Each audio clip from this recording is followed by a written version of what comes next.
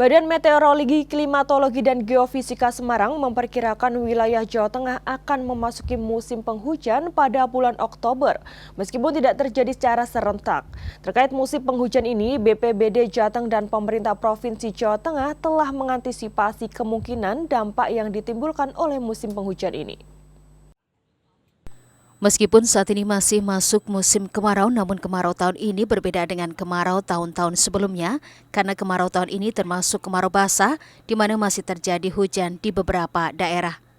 BMKG Kota Semarang memperkirakan wilayah Jawa Tengah akan mulai memasuki musim penghujan pada bulan Oktober awal, meskipun tidak terjadi secara serentak.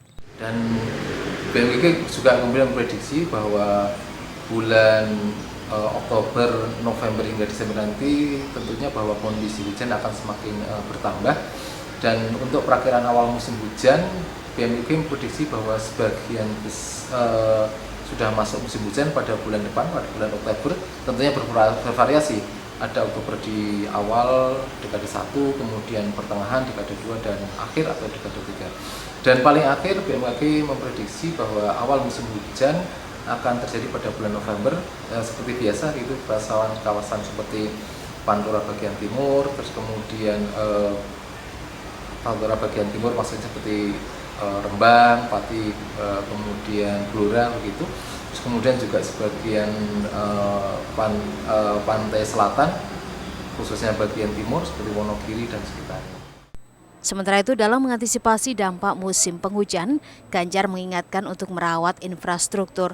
Selain itu, Ganjar juga menyampaikan proyek-proyek pengendalian banjir untuk tetap dikontrol, termasuk berkoordinasi dengan Kementerian Pekerjaan Umum dan Perumahan Rakyat. Sebenarnya siklus itu oleh kawan-kawan dinas sudah terbaca, terdeteksi dengan baik. Tinggal kita sebenarnya menyiapkan aja di masyarakatnya, di kelompok-kelompoknya, terus kemudian di infrastruktur yang mesti kita rawat dan kita siapkan. Jadi udah otomatis. Kalau pertanian pasti persiapannya adalah bagaimana mengatur masa tanam, ya, terus kemudian produksinya bisa lancar. Nah sekarang yang PU mas, PU sumber daya airnya kita minta untuk menjaga awas banjir.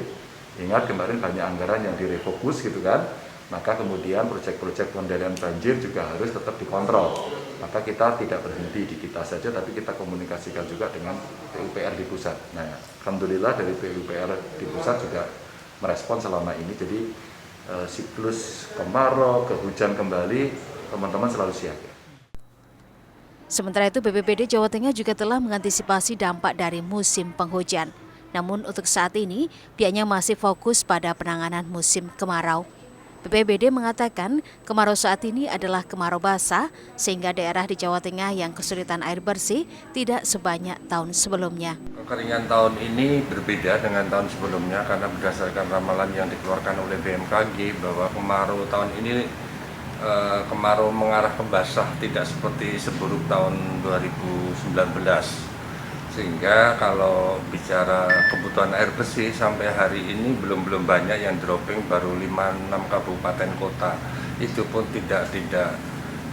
belum banyak permintaan sampai hari ini karena diperkirakan nanti akhir Oktober sudah masuk musim hujan. Berbeda dengan tahun sebelumnya, meskipun memasuki musim kemarau, namun hujan masih sering terjadi. Diperkirakan Jawa Tengah akan memasuki musim penghujan di bulan Oktober awal mendatang. Astika Daniar, Kompas TV, Semarang, Jawa Tengah.